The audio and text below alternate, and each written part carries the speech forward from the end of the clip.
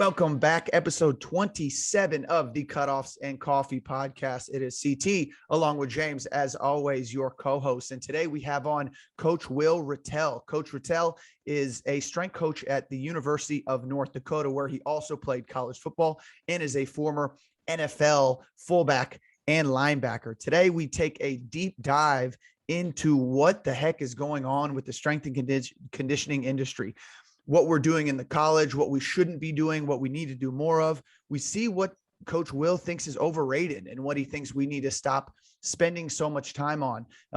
We talk about Zurchers. We talk about caffeine. We talk about his most recent project that he put out called the Haas Project, and lets you know how to train to be athletic and big and strong and fast. This dude is 5'10" and can do 360 dunks. So we talk about obviously developing the vertical and developing your skill to dunk. I think you guys are really going to enjoy this conversation with Coach Ratelle.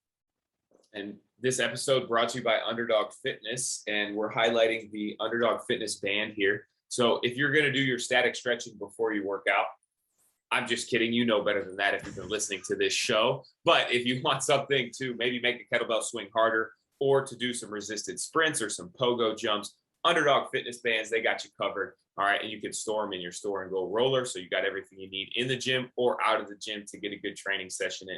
And like Will said, all you really need to do is work hard for the next 6 to 10 years and you'll be where you want to be.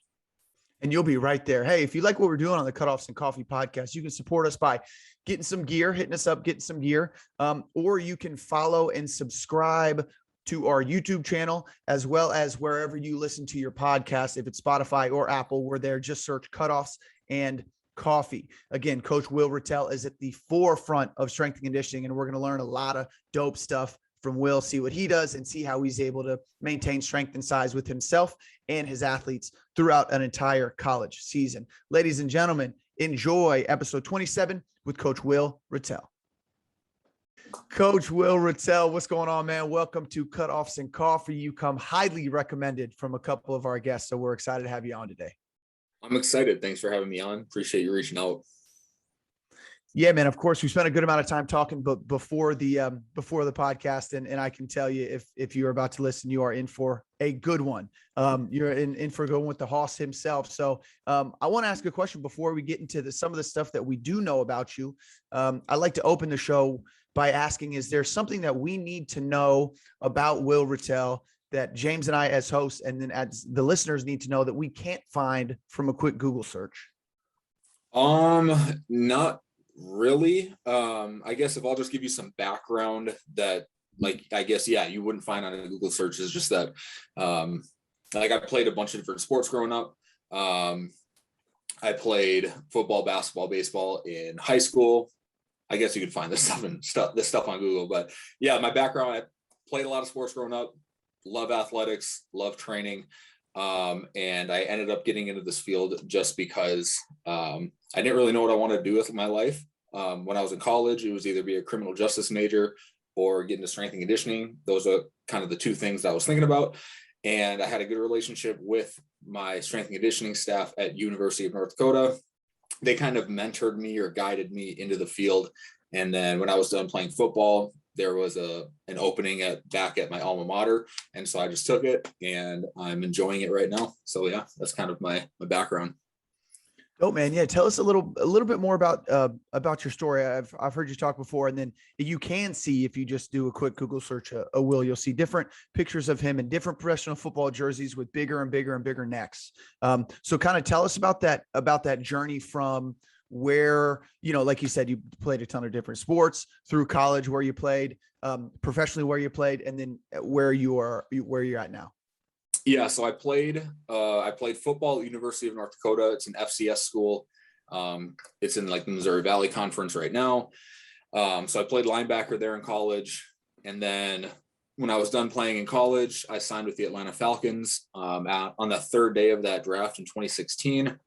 Spent the preseason with them, ended up getting cut, spent that entire season just staying in shape. And then in January, I guess, of 2017, I signed with Kansas City. They ended up cutting me during OTAs, and I was actually transitioned to fullback after college. So I was college linebacker, fullback in the NFL. was with Kansas City during OTAs. They cut me. Then a few weeks later, I went up to Saskatchewan, went back to linebacker, signed with the Saskatchewan Roughriders, got cut, signed with them. So I was back and forth from living in Grand Forks to living in a hotel in Saskatchewan, which is a really stressful thing to go through, living in two different countries, not knowing where I'm going to be each week. So then I ended up getting cut from Saskatchewan again for the final time the day after the final game of the season. Spent that winter again staying ready, staying in shape, trying to get signed by someone in the NFL or CFL. Had some arena league opportunity, and during that time is when I was offered a position at University of North Dakota as a strength and conditioning coach. And I kind of had to make this decision of, do I give up on the football dream, or do I keep pursuing it, or do I get a real job, I guess, like a real job that's steady and I can rely on. And that's what I ended up doing, was taking the job at UND. And now I currently work with men's basketball, volleyball, men's and women's tennis, and I assist with football. So that's where I'm at right now. So, during your journey, it's a little bit of an underdog story from the standpoint of, you had a lot of uncertainty going through like your pursuit of professional football. What was that inner drive? What was it about football that you liked so much that kept you going back? Yeah, that's a really interesting question. So I'm not a huge football fan. Basketball is my favorite sport, but I'm 5'10", not that good at basketball. Like, I never had the ability to play. I probably couldn't even play like Division III or NAIA. So I was good at football. So I just decided to go play football in college. And then same thing in college. I was successful at college. So I just kept pursuing it. But I always liked training more than football. And so I'm sure there's a lot of people that would agree with that are in our industry, people that like training more than actually playing the sport. I guess I don't really know why that is. I think it's probably because I'm good at it too. I'm strong. Like, I have the physical qualities that allows me to really demonstrate it in the training setting, more so than like in a sports setting, when there's a lot of cognitive things that have to go on in sport that maybe restrict you from demonstrating your athletic ability sometimes. So yeah, I don't even know if I really answered your question, but that's kind of my MO, I guess. Yeah. No, I think that's a good fit. I mean, you were comfortable with the weight room and what that did for you. A lot of times when I either have a conversation with a young coach, why they're getting into strength and conditioning, it's a similar reason, like you said, in our field, but not a lot of coaches that we interact with have the same outlook of what performance training actually does for that athlete, for those performance intentions that they want on the field. Did you ever have a paradigm shifting moment throughout either your training as a football player or your work as a strength coach that shifted your mindset to kind of where you're at and how you got to where you're at with what you're doing with your athletes? Yeah, there's probably multiple of them. I guess, so a couple examples. So when I was in Atlanta and in Kansas City, at the time I would have said like, I'm the strongest, I'm the fastest, like relatively in the top probably 5 to 10 guys on the team in all those like speed, strength, power categories. And I never made the team. And I think at the time I wasn't mature enough to really understand that there's more to it than just being strong, fast, and powerful to be successful in sport, But I guess that kind of started that started my realization of there's more to it than just being strong and fast. And then I guess I just slowly evolved with coaching too, really taking a step back and realizing like, you're not that important, there's a lot of variables that go into why certain athletes succeed and why certain athletes don't. It was a slow evolution, because I still think training is important. I still think it's important to be strong, fast, powerful, but it's just not as important.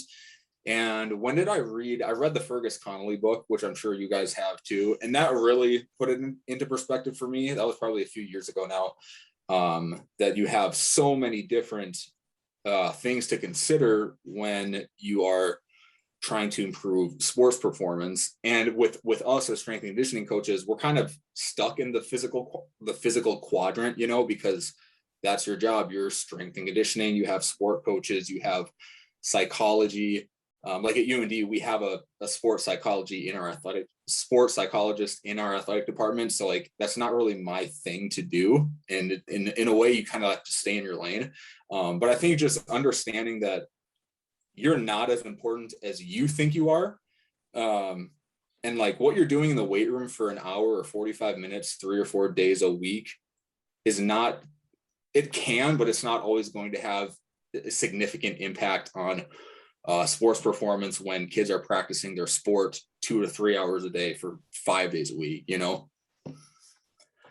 It's funny because that was never something that I definitely didn't want to hear it when I was playing college football or professional football, but I think it's so important now. And it's a conversation that I find myself having more often than not to athletes about like, okay, yeah, we can get your bench up, or you could just get better at the sport. What do those conversations look like to you? And again, you'd already mentioned, you know, we kind of got to stay in our lane a little bit about that, but what are the conversations with, you know, new kind of grown up understanding, Will, that you wish somebody would have had it at younger kind of like skill acquisition? Will, what are some of those conversations you wish you could have had? And are you able to have those with your athletes now?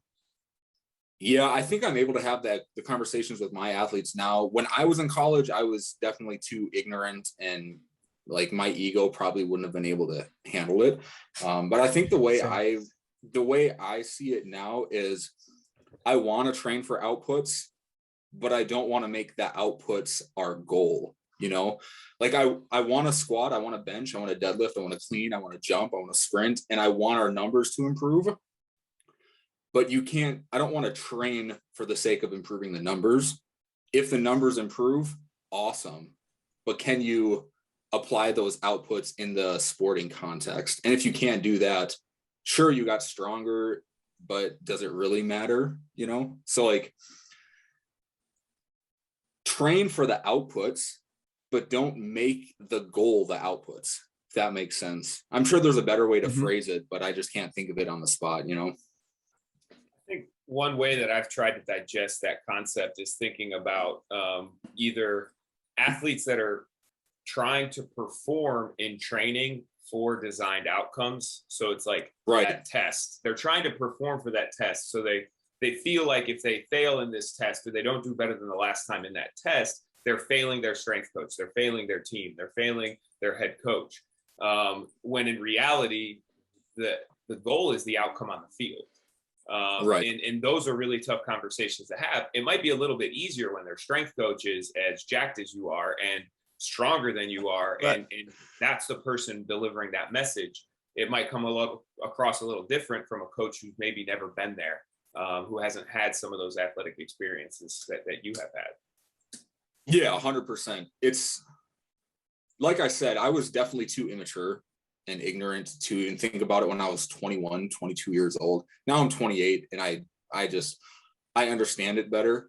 And I think with the athletes that I work with basketball players. Do you guys work with basketball players? Mm-hmm. Yep. Like most basketball guys don't want to come in and lift, you know? So like it's easier to connect with them when they don't really want to lift, but they know they have to. Whereas a football player, I know Austin Yoakum has talked about this a lot. Like a football player thrives in the weight room because they know they get rewarded for adding 20 pounds on their squat after 6 months. So I think a lot of it too depends on the groups you're in and individuals you're around. Jake Tura, who you were just on, his podcast, the Jacked Athlete podcast. And if y'all haven't listened to that, go ahead and listen to that after you listen to this one. But he had mentioned a year ago when we had him on that, and it was kind of interesting just to hear how he put it. He said, not every sport athlete enjoys the weight room as much as we do as strength coaches. And that really shifted kind of my thought process too. Cause I would always think, why don't you want this? Why don't you want to be here? Why don't you, and then we're doing, whatever it is, we're snatching with the tennis team. And I'm like, why don't you care about, what your snatch progression looks like today. And that would always drive me nuts. So like, what are some of those conversations you're able to have? I know you said you used to, do all the Olympic lifts all the time with the tennis teams and the basketball teams. How are you able to take your understanding, knowing that it's important for the athletes to be resilient, to have good, strong tendons, to be able to be healthy, understanding that knowledge, but also understanding kind of where they're at, in the fact that they probably have too much stress going on. Practice was way too long. They have too many assignments. They're underslept. They're over caffeinated, but we got to meet them in the middle somewhere. Yeah, I think it's just exactly what you said. If once you acknowledge that they don't like it as much as you do, then you're free, dude. You don't feel like you have to force stuff on anybody. Like if I were to go on the ice and play hockey, which I don't like hockey. I don't want to play hockey. And I was being coached on how to hold the stick and how to skate and all of these different skills in hockey. My response I'd have poor body language. I probably wouldn't look at the coach in the eye. I probably wouldn't respond to the coach the way he wants to be responded to. So I think when we're in the weight room and, you have like a 6'8" basketball player who is limited in their ability in the weight room as it is, just because of his like physiognomy. Just if you just acknowledge, look, we get it, this isn't as important to you, then you're just free and you don't have to really worry about it and you won't be stressed, Yeah, but so all those hoopers want to be able to jump like you, right? So that's another thing, kind of to James' point. Like, hey man, you already mentioned I'm 5'10", pretty big and strong, and I'm going up and I'm throwing down 360 dunks, right? And that's one thing that I'm kind of able to relay over to the basketball team as well. Like, all right, man, I know we don't want to be in here, but we want to be able to do this. So speaking of vertical jumping, what some of the stuff look like that you're doing, and we'll get into a little bit more specifically of your training in the Haas Project and the launch 1.0 and all that kind of stuff. But what's the vertical development stuff look like for you and your guys? So if I'm working with other athletes? Sure. Since I work with basketball and volleyball athletes, they're doing so much jumping as it is. I really don't touch it very much unless it's in the off season. But really another like way that I've thought about training, like the things that are important are maximum force, rate of force development, and then angle of force, like the direction of the force. If you can get those three things accurate or efficient, you're probably going to be fine. That's just another way to frame it. So with those athletes, basketball, volleyball, they're already doing so much jumping. Their ability to direct the force in the manner they want to direct it is probably pretty good. So let's just get them stronger. Let's get their max force up and let's get their rate of force development better. Again, that's just going back to training the outputs and then apply those outputs in the context you want to apply it. That's the way I'm going about it with my athletes right now. So just to make sure I heard that right, you don't have like a super set periodized program for landing mechanics. What are some reasons why you don't practice landing mechanics? So I've gotten to so many arguments with people, not that many people, but like PTs or ATs, even athletes. Like I've had athletes say, oh, I heard my landing mechanics are bad by my coach and we need to work on it. And I just say, nah, you're fine. But it's just like sports are so unpredictable. And I talked about this with Jake too. When I was working with volleyball, I think my first year, we would practice landing mechanics, and it was like I'd have them do a vertical jump and they'd have a partner next to them and their partner would push them or pull them or tug on them or something so they could stick the landing.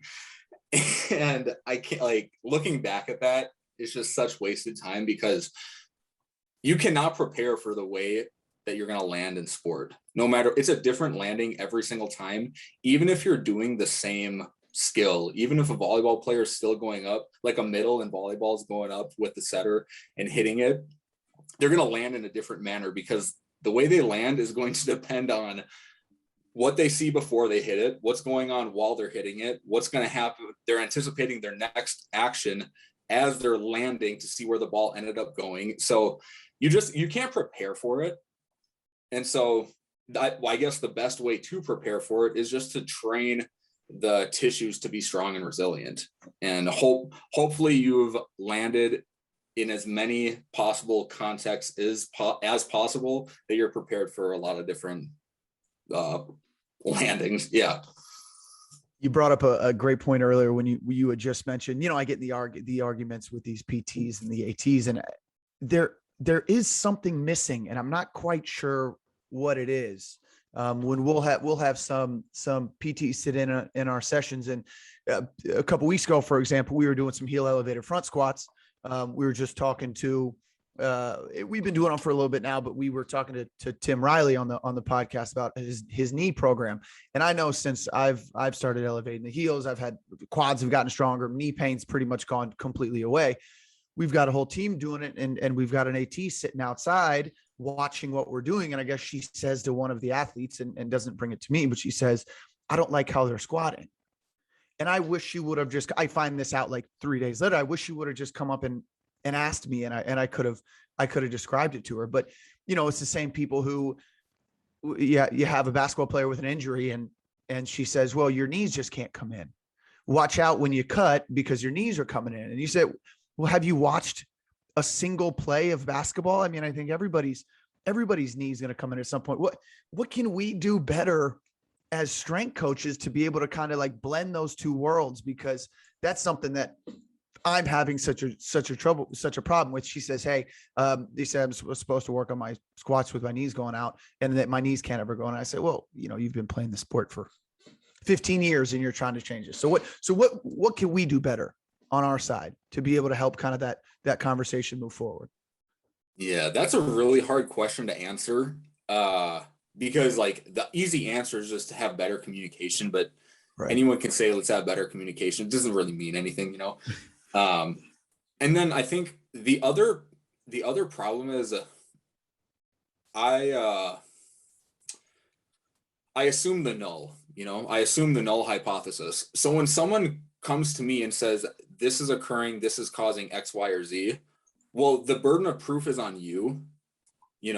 I assume the null. I'm rejecting the premise until you prove me otherwise, So like, we could take ownership of it and try to meet someone in the middle. But if I reject the premise, I'm not going to meet you in the middle. You have to come to me. You know what I mean? Yeah. So yeah, like, that's a great point. I don't have an answer for that. I'm lucky to work with ATs right now that are they kind of let me do my thing, which I like, and I let them do their thing too. So I haven't really had too many occurrences of that.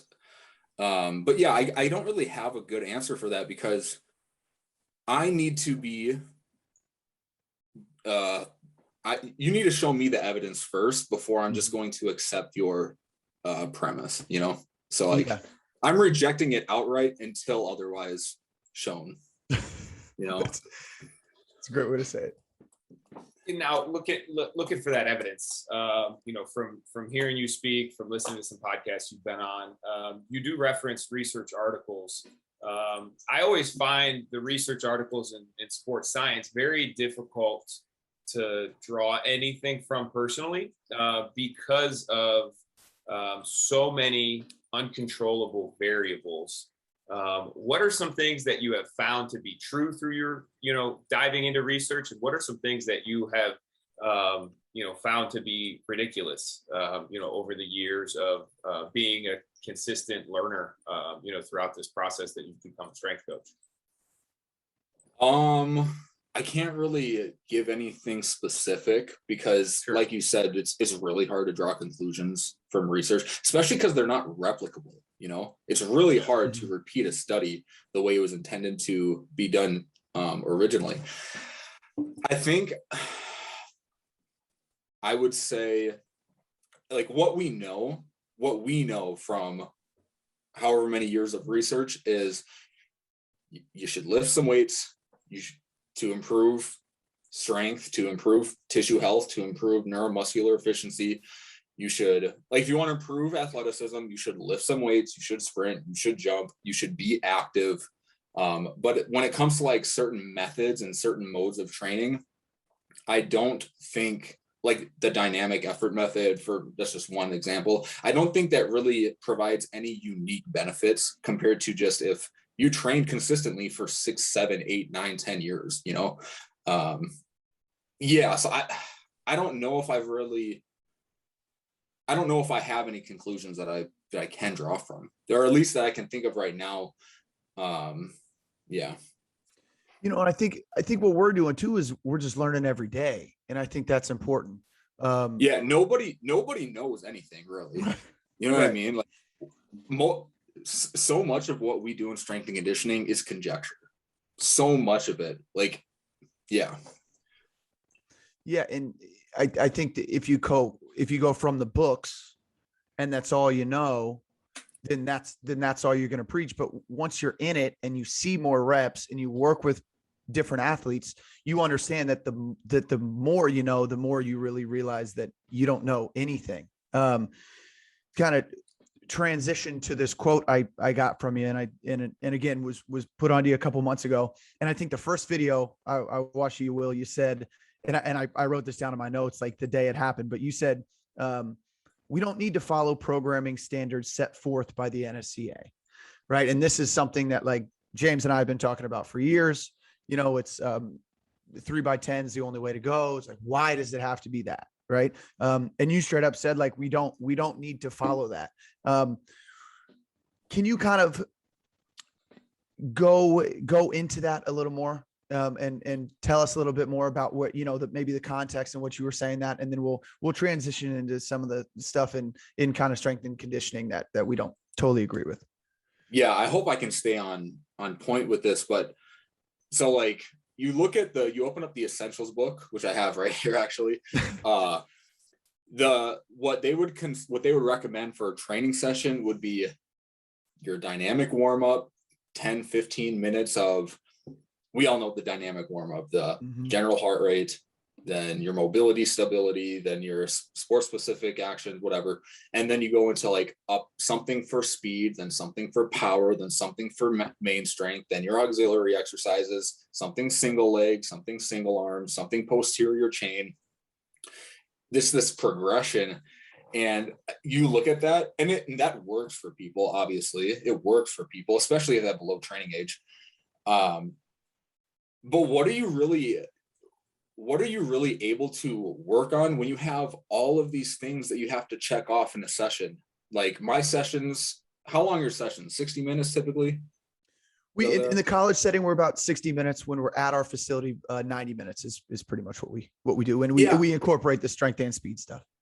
Yeah. So like let's just say you follow that and the NSCA protocol of, let's just say you do six 15-yard sprints, then you move on to power cleans and you do 4 sets of 3, then you move on to back squat and it's 4 sets of 5, and then you move on to lunge and then an RDL. You have all these things. You really only have so much energy that you can give into your exercise and your activity that's going to allow you to put in intent into it. You know what I mean? And so like, if your intention of lifting weights is to improve your ability to produce outputs and like the body armor and all that stuff, why not just like, if you want to use the example of a squat, why not squat for like 40 minutes and take as much time in between reps to get good quality reps? You have 40 minutes to improve your outputs squatting. You're getting all of the same muscle groups when you're squatting. If you squat for 40 minutes, you're going to get the same muscle groups as you would if you squatted for 15 minutes and then lunge, then RDL. You're getting all of the same tissue work. Geez, I don't know where I'm going with this now. I kind of got off track. But like, you only have so much energy to put real intent into your training. And when you have this long list of things, once you finish your second or third exercise, you're just going through the motions and you're just doing work for work's sake. It's a lot of busy work. And that's what I see. And I just think you're better off if you pick 1, 2, 3, maybe 4 exercises in a session, and you really just put intent into those things, because once you get past that third, second, fourth exercise, you can't put as much intent into the exercise anymore. I don't know if I explained that very well. Yeah. Oh yeah. When I made that video, I have 100 takes, and I like the pick the takes that I like. So yeah, it's harder to do this on the spot, but that's hopefully that makes sense. Yeah, and I find that, you know, after a heavy squat session or a lunge session or deadlifts, the only thing that I have like the capacity to put attention to is like arms and shoulders. Yeah. And then like looking back at that, it's like, well, wait a minute, like that's got to be the same for the kids I'm training. And you know, I think there's no time wasted doing bicep curls, so that's a good thing. But you know, what are some of those main things that you choose to do 8 sets of, 10 sets of, spend 40 minutes on? What are some of those main core lifts that you really utilize to get output from, you know, with the majority of the athletes that you see? Super boring, just like the main barbell lifts. And then we can add some variation, like, well, I'll just say squat, but then you can safety bar squat, you can front squat, back squat, Zurcher squat, you could even say split squat, Hatfield squat, whatever. But it's just like the basic movements, you know. Yeah, and then we don't need to do a bunch of stuff after that, because they're going to train their neuromuscular system, they're going to train their tissues, they're going to train their endocrine system. They're going to get what they need from that, you know. You've mentioned training stress, not volume, right? And I think that's a good opportunity to transition from there. What do you mean by that? Yeah, it's kind of the same thing. Like, think about what you're doing in training, and is this, are you experiencing the appropriate stress to result in the adaptation that you're looking for, you know? And so if you frame it in that way, you're probably going to cut out a lot of fat. Yeah. We've recently you cut out all the complicated math that people are trying to, like, well, I did 4 sets of 8 with this load here, and now next I have to do this many reps with this. You just cut it out. What's the stress that you're applying, and is that stress conducive to the outcome you want? You know? Yeah. And if it's not the conducive stress, change it. Just make the adjustment on the fly, and you'll be fine. You know, it's funny because it's almost like not what people want to see, right? We talk about a lot at our facilities because we've got glass doors that see into our gym, and we think like, what would you as a parent want to see, right? And so you want to see your kids doing A skips, you want to see your skips doing bounds and arm circles, and you want to see that. So then we have our conversations amongst coaches, like, hey, make sure you're doing A skips, make sure you're doing hamstring kicks. And then every once in a while, it's kind of like, why? Because when we get into training, that's not what my warm-up looks like. I know you showed on social media a few times, that's not what yours looks like. James's warm-up is usually 15 minutes of lunges, and then he gets into it. But people don't want to see that. If I have an AD, or if I have a coach, a sport coach come in, and my kids are doing something that don't look, we were playing basketball the other day. We were playing knockout, and I was warming them up. And we had some people come in and like, hey, you guys are supposed to be in the weight. We're like, we need this for the basketball court, blah, blah, blah. But don't really understand that, like, we're getting maybe even more out of this warm up because we're getting intent out of what the athletes are, we're getting intent out of this warm up instead of just going through the motions. And I think that maybe is a part, like we said earlier, just communicate better, right? Like, take what we do, what you do to get warmed up, and then use that. What are some of those things? Cause you've had a lot of really good videos on that. You've talked about just like jogs and jumps and things like that before you get into what you were just talking to James about being like your main strength blocks. What's the first 15 minutes of your session look like? And when you're training with my athletes. Yeah. So let's talk about that. And then let's talk about what it looks like when you are training yourself. Yeah. So when I'm with my athletes, it's going to depend on what we're doing. But if we are starting off the day doing some sort of sprinting or jumping, I usually have them take like 3 laps around our facility, which probably takes 2.5 minutes. So that right there just gets your heart rate up, gets your core temperature up. And then from there, I'll do some like A skips or karaoke just to kind of make it appear that we're doing something, because like you said, we have administrators coming through. We have coaches looking at us. Like if the if the head volleyball coach looked at what we did and he just saw that we took some laps and we got into it, I don't think he'd be happy. So like which kind of sucks in the college sector. You kind of have to abandon some of your principles to please other people. But yeah, so if we're doing some sort of jumping or sprinting, we'll take some laps, just get their heart rate up, get their core temperature up, and then maybe some karaoke, maybe some A skips, some drop step skips, whatever, just a minute, maybe 2 minutes of that stuff. And then if we're jumping, let's just say we're doing box jumps. I just say, go start box jumping. Start with a lower box and gradually build yourself up until you feel like you're doing working sets. And same with sprinting. We'll do some build ups, 70%, 80%, 90%, until you feel like you are ready for a true sprint. And then if we're just going straight to the weight room, honestly, a lot of times it just have them start lifting. If you do a set with an empty bar, then a set with 60 kg, then a set with 100 kg, say we're deadlifting, those first warm-up sets is going to be good enough for a warm-up, you know? So that's what it looks like. It's not very elaborate. And then what I do myself, I don't follow any rules. I just go start running. So like, so I'm working with a couple of guys right now who are like training for the NFL combine and pro days and stuff. And we did some flying tens. Was today Tuesday? Yeah, yesterday, Monday. We did some flying tens yesterday. And I took the sensors out, got them all lined up, turned them on. And that was my warm up, was just running through that. I probably did like 8 or 10 of them at like slower ramp up speeds. And that was like, I'm ready to go. Well, they did their elaborate warm up, which I'm not going to bother them, let them do their thing. Right. But yeah, that's what I do. And if I'm lifting, I just go lift. Yeah. Most of the times I'm on my feet all day anyways, because I'm coaching. It's like I already kind of have this general warm up to me. Maybe if I was working out at 6 a.m., I would do more of a warm. I probably would, because I need to wake up. But yeah. Yeah, I catch myself doing that too. You're on your feet enough as a coach. You're already moving around a bit, just like a little shot of caffeine to the face, and then you're pretty much much ready to go. Your guys' use of like, so we talked about jumps a little bit, throws, med ball stuff. I know you got a lot of good content on throws and jumps and what that needs to look like. And I love using throws as a good, just CNS warm up, get sweating a little bit.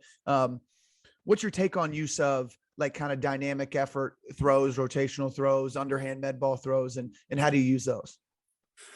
Yeah. So I've made some comments on med ball throws about how they're like overrated. If you're using medicine ball throws, again, to train for outputs, like, hey, here's a medicine ball, go throw it as hard as you can, throw it as far as you can, throw it as high as you can. I'm cool with that. I think it's great. My problem with a lot of the medicine ball stuff is people, like you said, the rotational throws. I don't know what that means. You're rotating at so many different segments of the body. There's no way to quantify the rotation. You're not out there with a dynamometer, measuring joint angles and stuff. So and it doesn't matter if you want to do a rotational throw, I'm cool with that. I have my athletes do that, but I try to communicate that if I'm having a tennis athlete do a rotational throw, I'm not trying to frame it in a way that this is going to help you hit the ball harder, just, right. Hey, throw it as hard as you can, get some intent behind it. We're training for outputs. That's the way I view it. I do think with medicine ball throws, I find them to be overrated in the sense that people will, and I'm not an Olympic lifting ideologue in any way, but I feel like people will try to compare Olympic lifting and medicine ball throws and say Olympic or medicine ball throws are better than Olympic lifting when training for power or training football players. And it's just like, it's almost as if people think that you train these medicine ball throws and it's going to help you hit someone harder on the football field compared to what a clean is going to do for you or a snatch is going to do for you. It's like, you're training the skill of throwing, the general skill of throwing, versus when you're doing something like a jump or a clean, you're training the sequencing, the motor pattern of a throw is just so much different than a jump, or, I would just consider a clean a jump. You're just catching the bar. So yeah, I guess again, I kind of assume the null on that one. Like you need to provide me a really good explanation as why these medicine ball throws are so good, you know? Yeah. How about ISOs? We're really, really loving some ISOs. I actually wish, so we were lunging a ton during quarantine, but I wish I would have been more hip to the ISOs then, because I feel like I could have gotten out of, some of those training sessions that I would have done with body weight. I could have gotten more out of by adding ISOs in. How do you use ISOs? What are your favorite kind of ISOs? When do you use them? Yeah, I don't know much about them. Honestly, I just like I've seen the stuff Jake's put out or Austin Yogi's put out, or who a lot of people put it out now. And I kind of just steal their ideas with it, to be honest, because I don't really know that much. But I have my athletes do them. I usually just put them at the end of a session. Just seems to work out there pretty good. And yeah, I don't know much about them, man. I use them though. Tommy John did an entire podcast about them and really like opened my mind to it. And basically he was doing like 12-week cycles of training programs of ISOs. And I thought that was such an interesting thing, because I'd always thought about it, throw it at the beginning, throw it at the end. But there's something about like really digging into an isometric hold and understanding that to quit, all you have to do is drop your knee to the ground, or all you have to do is, let go of the bar, or all you have to do is if you're doing a hang, just like let go and touch the ground. And I think that's so fascinating about them, because you can really see a lot about, an individual athlete, how willing they are to get like deep into it. Now, does that mean that fourth down in the fourth quarter, like that's the guy I want to get the ball to because he held the longest ISO? No, I wouldn't say that. But I just think it's like really fascinating to see when athletes are able to like grind through an exercise as uncomfortable as an isometric lunge and be able to do it for a long duration of time. And I think throwing it at the end is a good way to do it, because then they know, all right, this is all I got to do. And then when I'm done with this, I'm done. Yeah, no, I agree with that, because so the first time someone does an ISO lunge and holding it for 60 seconds is like really hard for them. But then you realize you can do it. And like with the ISOs, you can really see how far you can push yourself. It's really kind of fascinating, like you said. Like the first time I did a groin plank or a Copenhagen adductor, whatever you want to call it, I called it a groin plank. Holding it body weight for 20 seconds was really hard. And now I can like take a 150-pound dumbbell and put it on my hip and hold that for a minute. Like you really can see how far you can push yourself. And I do think it's cool because a lot of times when we do ISOs, I have athletes compete with each other. So it's at the end of a session. Hey, one set ISO lunge, ISO whatever. You and another person, you're just going to see who can hold it the longest. And you'll get guys holding a lunge or whatever for 4, 5, 6 minutes just because they want to compete. So it does drive some intent that way. So yeah, I'm definitely in agreement with what you just said on it. I love the competition aspect, and that's what usually I have this little group of baseball players that I train, and it levels the playing field from the good weightlifting guys or like the good weight room guys with maybe the newbies. There's always new kids come into the program. There's always kids that have been there. But the ISOs are kind of like a level playing field of who can compete today in this ISO variation, who can go there mentally to be able to hold it a little longer. And then, from there, that kid who it might be their second day in the gym, they can leave with a win because they weren't the first one to go down. What are little ways that you integrate competition in your training with your college programs that you're working with? Yeah, well, that way specifically. And then we have tendo units. So we'll whatever weight they're supposed to lift, we'll hook them up to the tendo units and you get the direct feedback so you can lift whatever percentage of your 1 rep max faster, something like that. But in the off season for sure, I do a lot of sprinting and jumping with my athletes. So, and a lot of times it'll be like an approach jump. Take as long of an approach as you want. Your goal is to jump over the hurdle or jump onto the box. You can jump on the highest box or over the highest hurdle.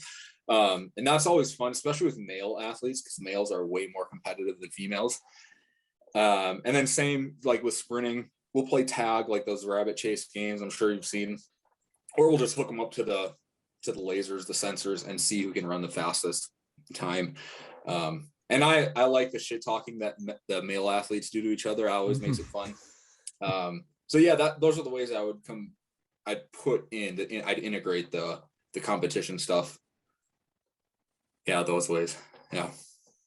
Dude, tell us about the Haas Project.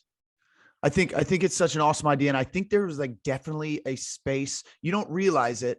I mean, obviously you did, but like just people who are in the industry every day don't realize that there's a space for it. And I think it's filling a void that has needed to be filled.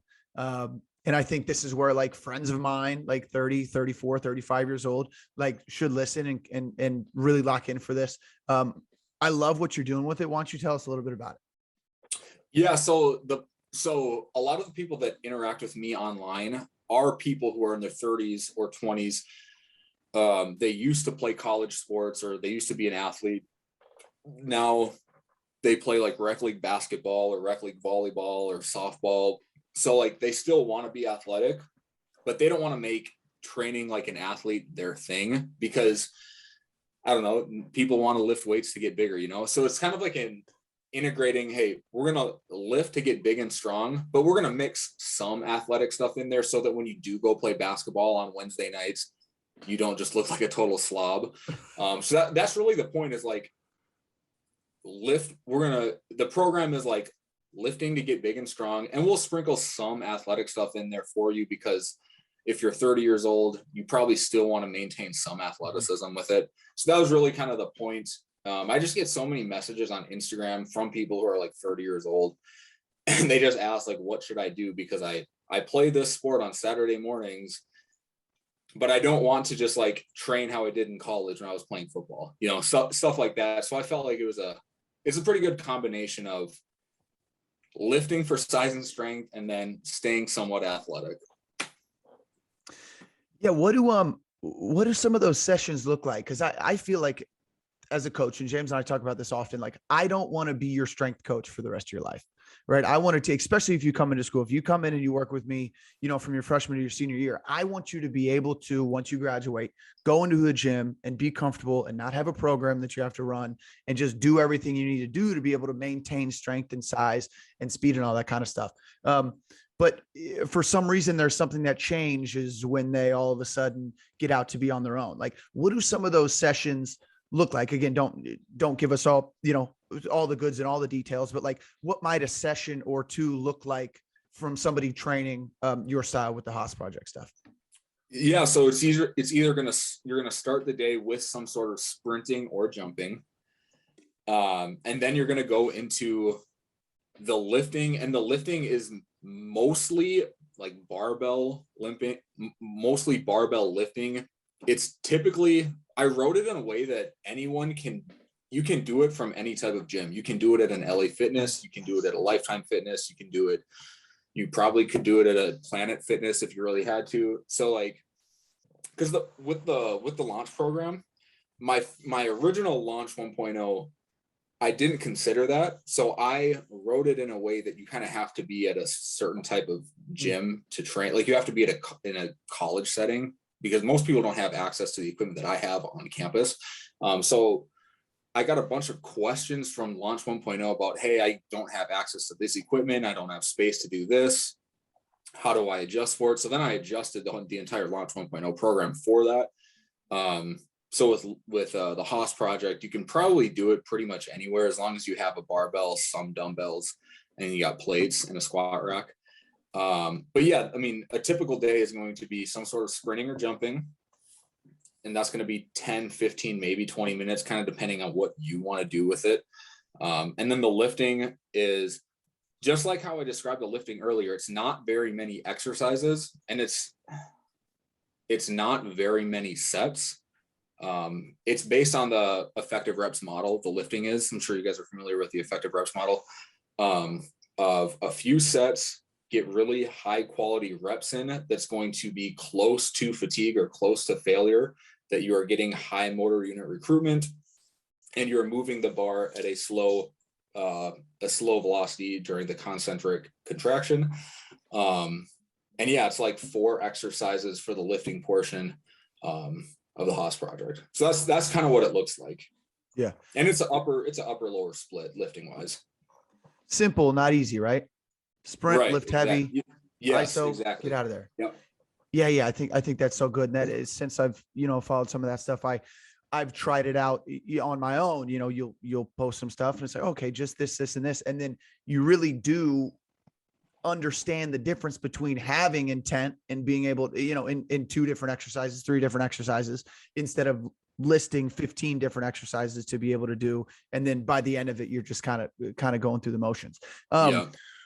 One of, I think, the coolest things that we're starting to see come back, and I know we've started to do it in the college setting a little bit, and I've messed with it a little bit, is the Zurcher variation for the squats.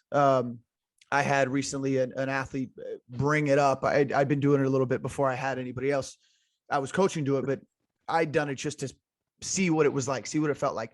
And I had an athlete who had a knee issue, felt way better Zurcher squatting than front squatting, which I thought was interesting. Do you have a take on that at all? Why that may be beneficial, and even if not, I want to hear about kind of your use about the Zurcher squat and why it's so important in your training. Yeah, I don't have a take on the knee thing. However, I do think Zurchers are super, I don't know why they're not used as much as they are. You think about, you'll get athletes all the time that have a wrist problem, a shoulder problem. And so then, well, they can't front squat, they can't back squat. Maybe they can safety bar squat, but a lot of people don't have access to safety bars. And so like a Zurcher squat might be the next best thing, because you can just hold it in your elbows. It's not going to bother your wrist. It might bother your shoulder, but it probably won't. And then I've also found that, at least for me personally, and a lot of people that I've talked to, you can Zurcher squat almost as much as you can back squat. I think I can Zurcher squat more than I back squat right now, but definitely more than you front squat. So you can get greater systemic load with it. And then another thing is, I think due to just holding the bar like near your center of mass, and you can shift the bar farther out away from your body, closer to your body, it allows people to get the depth that they want comfortably. You know what I mean? Like for a goblet squat, a lot of people teach a goblet squat first. You can hold the bar or the dumbbell right under your chin, or you can hold it out farther for more counterbalance, and it helps people get depth. Same thing with the Zurcher squat, yeah, that's my take. And then I've played around with the Zurcher, like a Cossack squat or a lateral lunge, whatever you want to call it, because one day I was in the weight room and I was like, I just want to do a lateral lunge today. And we have dumbbells that go up to 150 pounds. And I had no idea what I was capable of doing. So I just kept grabbing new dumbbells, heavier dumbbells until I got to the 150s. And like, that was too easy. And it just made me think, well, how can I do a lateral lunge and actually get some real load on it? And it was with the Zurcher. So that's just another, I guess, side story to Zurchers. I think they're awesome. And honestly, it was like, I saw Jake Turra does them all the time. And that's what got me to try it in the first place. And yeah, I love them. For athletes listening, lateral lunges do not have to be done with 5-pound dumbbells, 10-pound dumbbells. Right. It's like that. That's something that I'm like let's try. That goes back to like having the intent. Like, you can make a lateral lunge your main exercise for the day, but according to the NSCA and the CSCS, that's supposed to come 4th, 5th, 6th down the list. So then it's usually done after you squat or after you clean or whatever. So then you don't have the energy to actually load it up heavy. So guys end up just grabbing 25, 30-pound dumbbells and doing sets of 8, and they don't really get anything out of it. Yeah, I think we had a big change in our training when we started making lunges the main strength exercise. So we'll do 6, 7, 8, 9, 10 sets of lunges, and our athletes have gotten a ton of benefit. And we've got, as individuals, a ton of benefits on doing that single leg work. Because for me, it was always in my training, college, professionally, it was you do Bulgarians, maybe block 4, for a couple light sets of 12, and then you get out of there. So we've seen a ton of benefits of kind of moving that to the front, and Zurchers might end up being there soon. James, you get something. Yeah, I mean, with the lateral lunge, I'm still trying to figure out how you picked up the 150-pound dumbbell. I think some of our listeners might be thinking that as well. But just the simple act. One day I was in the gym. I was working with the baseball group again, and I put join the club on the board. I drew a line, and then I said 100-pound lateral lunge. And like that day, 6 kids hit a 100-pound lateral lunge, and I know those kids wouldn't even touch that weight if I didn't write just a little join the club, 100-pound lateral lunge, 100-pound single leg squat. That little shift in intention and like, oh wait, I don't think that's possible. Well, let's see if I can do it. I think those are the moments that are so cool with the athletes that I'm working with, because they're mostly 12 to 18, except for some of the professional guys.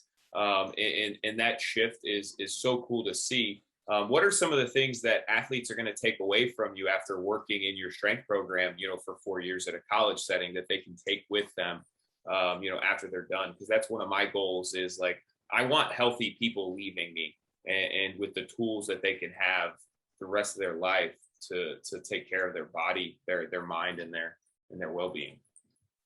Yeah, I think just that, just having general athletic or training competency, and having just like you said, kids probably wouldn't grab the hundreds unless you told them to. Like you can see what you're really capable of in training if you really just try hard. And I guess that would be the one thing, not necessarily thinking that what they're doing in training is going to make them better at basketball or better at football, but you can really get a lot out of it if you just have intent and you push yourself, Just try hard. Yes. Like as easy as it sounds, like it is so simple, but it's not easy. Just like try harder, be better, like, see what we can get out of it. I have a couple of things that I want to kind of just like jump in and out of. So not with really any crazy type of flow. But we'll get those questions answered, and then we'll let you get back to doing what you're doing. But you had already mentioned 5'10". How much do you weigh? 235 to 240, kind of depending on. And you were what when you were playing? 250 to 255. Okay. We had mentioned earlier throwing down 360 dunks. Doing like a lot of really impressive things. What for some of our jump athletes, and also for guys who are also really into trying to do stuff like that, like myself, what are some of your, like, and we talked about it a little bit, but like vertical jump tips to be able to get for athletes to be able to get better at dunking? Yeah. So it depends on your level. If you're already a really good athlete, you have the ability to produce the high outputs. I made this mistake was I did a bunch of counter movement, box jumps, counter movement, hurdle jumps, counter movement, loaded jumps, thinking that's going to help me dunk better. And it didn't, because I already had the outputs,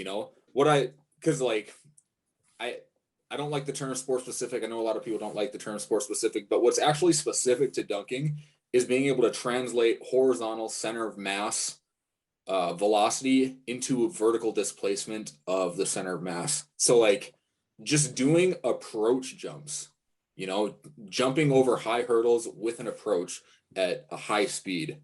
I think that would be I don't want to say number one thing. That'd be high on the priority list. Same with sprinting. I talked about this with Jake too. And again, it depends on what you're already doing and what you're missing too. So if the question is like, how can I jump higher in order to dunk a basketball better? I guess those would be the two things, assuming you're already lifting weights, assuming that you're already practicing dunking. Sprint more frequently, do more general approach jumping from off different legs, different takeoff approaches, different angles, and so forth. Yeah, those are great points. Also, the skill itself is so hard to do. If you're catching it, if you're throwing it off something, if you're going, and some of the guys, and you're one of them, who showing like a lot of different ways to do that. You can tell that you've got to spend a lot of time on the skill acquisition itself of dunking. Right. How about, and I see you slamming a stimulant right now. And obviously like the name of the podcast, right? Cutoffs and Coffee, Live Life Stimulated is our tagline. But I know you had talked about a while ago, looking into like caffeine studies, benefits. And if it's bad, a lot of things I've looked into, I started looking into it at first for sleep. And it's like, okay, don't drink it at 8 p.m. You won't go to sleep. Okay, got it. You know what I mean? Maybe stop drinking around whatever, 1 noon, got some half-life, whatever. Did you end up looking into that any more? No, that was so. Or are you just an abuser? I made a YouTube video about it. Yeah, like a year and a half ago. I'm wondering if I was wrong on some of my conclusions. I might have been. And I can't even remember what it was. But I remember thinking like, oh, okay, yeah, I'm interested in that. I'm interested in that too. Yeah, I think what I said in that video was like it takes you, I don't remember how long it takes to build a tolerance, but like it doesn't take that much longer to get rid of your tolerance, like 3 or 4 days without caffeine, and your tolerance is back to a baseline level. I think I also remember seeing that you need, was it 5 to 6? I'm trying to do the conversion now. 5 to 6 5 to 6 milligrams per kilogram of body weight or something to get okay, that sounds something right, like that. And then you don't need that much to get like a mental cognitive or alertness boost. Like 80 milligrams is probably good enough to just make you feel awake. I don't even remember what else is in that video, but I feel like now that I'm looking back at it, there's so many videos I made a year ago that I probably just totally disagree with now, and I feel like that's going to be one of them. That's so good to be able to do that, right? Like James and I talk about that all the time. Like, I hope I look back next year and realize, the some of these exercises in the programs that I'm running are not as good as I think they are now, right? That's how we know we're growing. And I think steadily we've been kind of going in the right direction. But I mean, that's good to be able to look back and reflect and be like, oh shoot, maybe I disagree with this. And, you can delete it, but with social media and the internet, who knows if that stuff will ever go away. Yeah. But who knows? Sometimes I have a fragile ego, so that's hard to do. Oh, okay. Sure. I get that. I think we all do. That's why we get big and strong. So like people don't say anything to us. You recommend it on Yoakum's podcast, Drive by Daniel Pink. Yeah. Have you read that? Yes. I just finished it like a week ago and I thought it was excellent. I want to know what you took from it. And I think it's good. Great thing to have basically like a model in the fitness industry is kind of how I looked at it. Like, oh, okay, yeah, people are actually externally driven. So I'd like to hear what you took from Drive. And James, if you haven't read it, it's right up your alley. And then like, if you have any other book recommendations for us. Yeah. The one thing I took from it for sure is to give people autonomy. Nobody wants to be micromanaged. And like, I know for myself, if you just tell me what my task is that I have to accomplish and you let me do it my own way, I'll get it done and I'll do it well. I'll do it effectively. But if you tell me what my task is that I have to accomplish and I have to take set steps A, B, C, D to get there, I'm going to have a natural urge to fight that. Because again, like I have a fragile ego sometimes and I want to do things my way. And I think that most people can relate to that. So like in the weight room, if I just say, hey, this is the plan for the day, just get it done. And I'm not going to stand over someone's shoulder and say, chest up, knees out, heels, whatever. I'm not going to cue all these things. They're going to be fine. They're going to do what they need to do to accomplish the task. So really just like let people have the autonomy to self-govern themselves, and you're going to be fine. James, talk real quick about the menu situation that you've lined up over there. Cause that's exactly like, I saw you do that and I'm like, oh, this is the book. Yeah. And I want to pretend like I read the book and made the decision to do that. Because really I was just getting bored. And that happens a lot. So I changed things up. And so I don't know, for the last 2 years, I've been writing all the programs. For the Velo group is what I call it. It's our baseball group. And so instead of writing a program, I wrote different blocks of exercises. And I explain it like, hey guys, we're going to Chipotle. They just opened up a drive-through. All right. You're really hungry. So we're going to choose our main entree. And those are all written in black. And then I have 2 options for their rep ranges, 8x5 or 10-1. And I kind of explain a little bit like, hey, if you're looking to do this, see kind of where you're at. It's not a fucking max, sorry. But it's, see where you're at. And then this 8x5, if you're just getting back into it or you took a week off, this is good to build some capacity in that movement. And then I let them pick, and I have, athletic movements. If they want to work on hang cleans, they can choose that. If they want to do dumbbell walking lunges front, they can choose that. And then they go to the side dishes. So, and I would say, hey, if you're really hungry and you want a burrito and a quesadilla, because sometimes that's what I do, you can choose 2 main courses, but understand the time restriction and the energy output in that second main course isn't going to be there.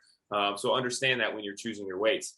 And then here's our capacity blocks, and you get to choose a circuit. And if you have time at the end, you can also lunge it out for the remaining time of the workout. And I've actually seen the kids work harder. They talk to each other less. They kind of pick what exercises they need through self-selection, and it's been really cool to see. I almost want to do it with my middle school group, but I don't think I'm there yet with that. So, 12 to 14-year-olds act differently than the 14 to 8-year-olds, but it's been really cool to see that autonomy.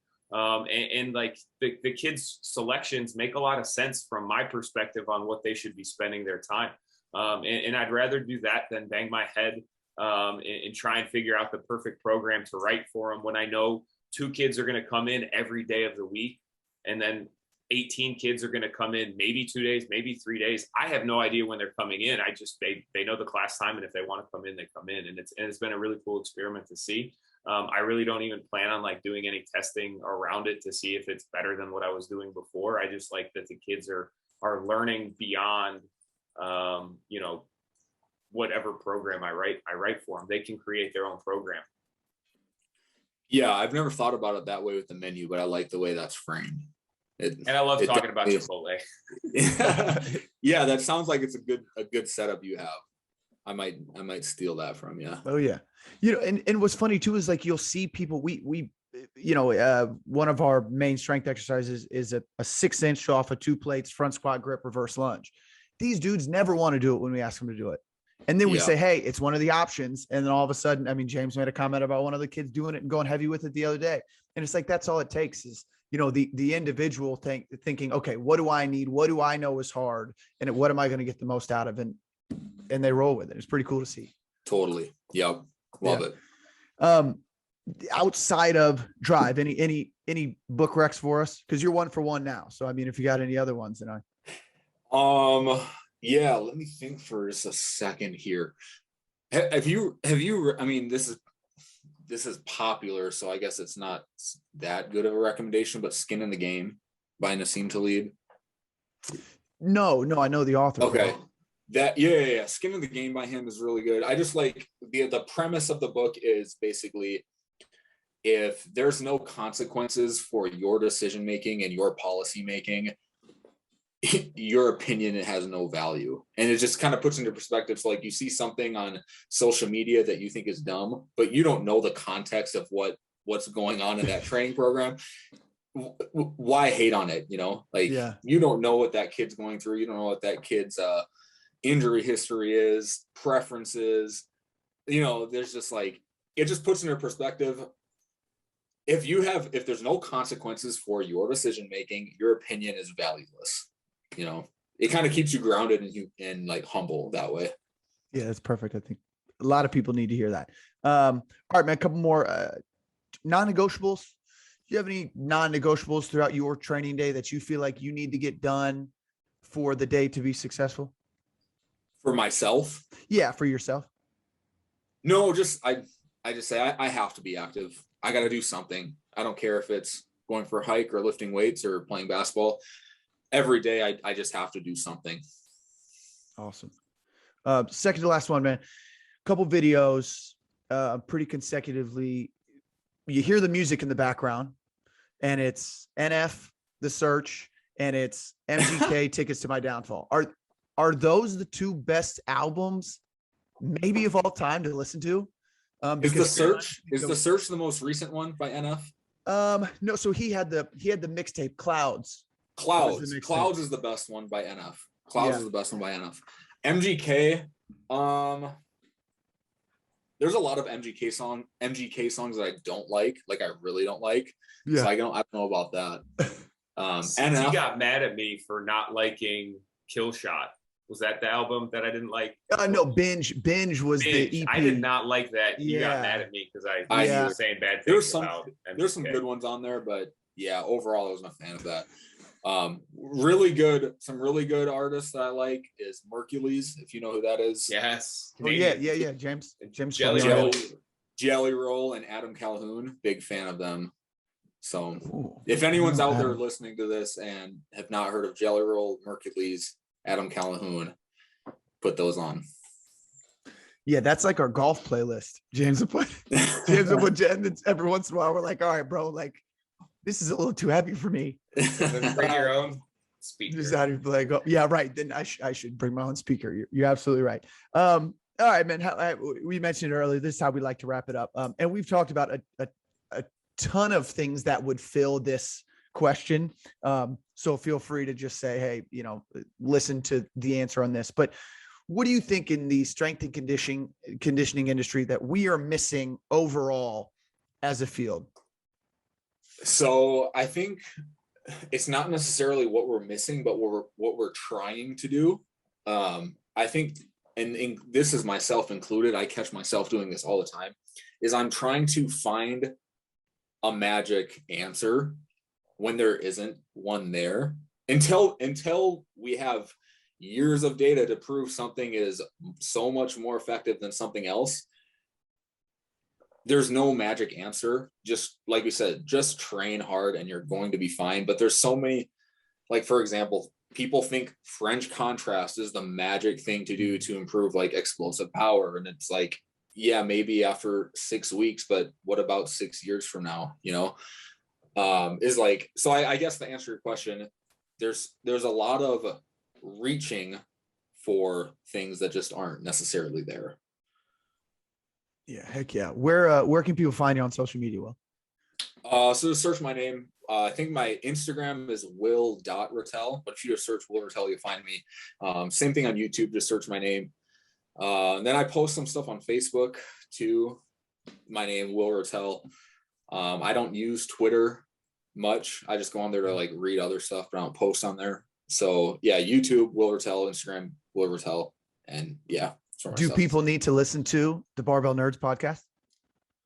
I'm going to say yes. Get some I'm stuff. I'm just going to say yes because I have a bias. We had some really good episodes. See, the problem, I don't know if you guys have experienced this too.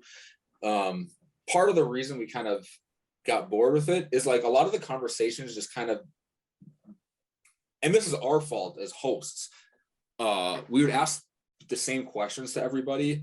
What's your philosophy on this? Mm-hmm. Like, how do you approach this? How do you approach that? And then a lot of the conversations kind of become the same thing. And unless you have someone on there who has like a niche, it can get really hard to have meaningful, productive conversation. I don't know if you've experienced that too. Like, how many episodes have you guys done? You were episode 27.